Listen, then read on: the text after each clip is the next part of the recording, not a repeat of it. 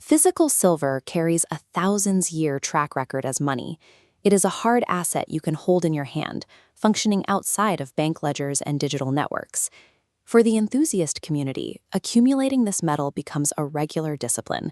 You buy the coins, you stack them, and you secure them yourself. The motivation here is largely psychological.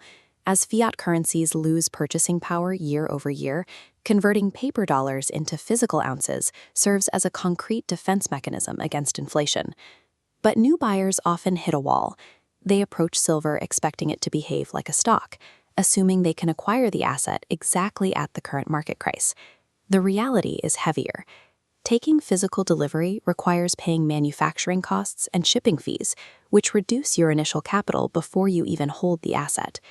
Treating a stack of silver coins like a standard brokerage account is a mathematical error. If you ignore the physical frictions of the metal, you guarantee a structural loss of wealth. When you look up the price of silver, you are seeing the spot price. This is the valuation set by the global paper markets for massive institutional contracts, distinct from the price you actually pay for a single coin. To get that metal into your hands, you have to pay dealer premiums. A dealer premium is the retail markup added to the spot price to cover minting, distribution, and the dealer's profit margin. This chart plots the silver spot price alongside inflation over a 5-year period. During market stress, specifically the 2020 to 2021 timeline, retail dealer premiums spiked, detaching from the flat spot price. This markup instantly destroys 10 to 25% of your purchasing power. Because of this built-in mathematical deficit, silver must appreciate in the global market just for your physical stack to break even. To minimize that retail markup, buyers often execute a logical countermaneuver. They stop buying standard 1-ounce coins and pivot to purchasing large bulk bars. The difference in physical reality is immense. You are trading a pocket-sized 1-ounce round for an industrial 100-ounce block of metal.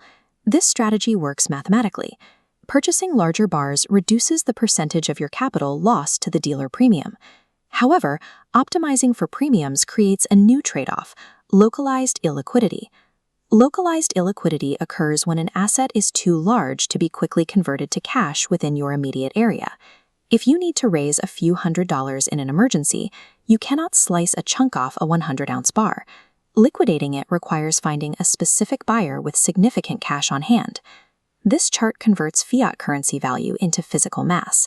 Storing $15,000 in silver requires managing and securing roughly 34 pounds of physical metal.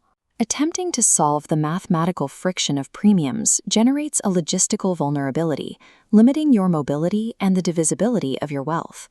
The modern financial sector created a workaround for these physical constraints through paper silver and exchange-traded funds, or ETFs.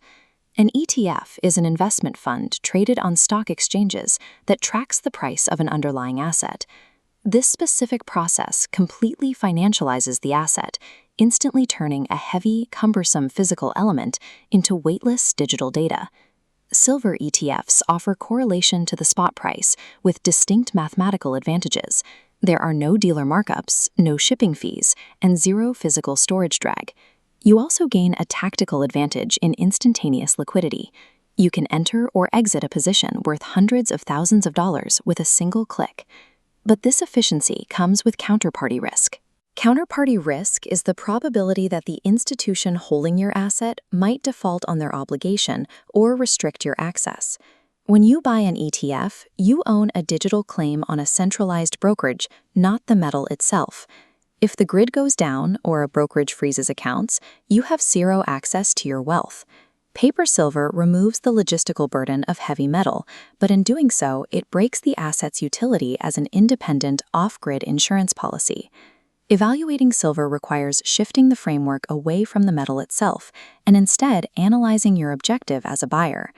This matrix plots capital efficiency on the x-axis against tangible security on the y-axis. First, we have the portfolio optimizer. This buyer wants to capture price movements and protect their purchasing power against inflation data. For the optimizer, paying physical premiums destroys their margins. They must utilize digital ETFs to maintain capital efficiency and high liquidity. Then there is the systemic hedger. This buyer's motivation is preparing for institutional failure and banking lockouts. The hedger requires absolute possession. Having the metal in hand is more valuable to them than immediate market liquidity or avoiding markup fees. There is no universally correct silver strategy.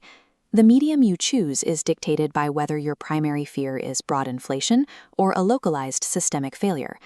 If you act as a systemic hedger and commit to the physical path, you must follow strict rules of engagement. You have to reframe your view of the dealer markup. That initial mathematical loss is the upfront, non-refundable cost of purchasing independence from the banking system.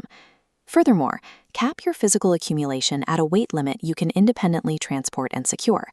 Relying on third-party vaults reintroduces the exact counterparty risk you paid a premium to avoid. This strategy gives you finite control over a specific portion of your capital. A silver stack functions as a high-friction insurance policy intended for those who accept its physical weight to gain absolute independence from the financial system.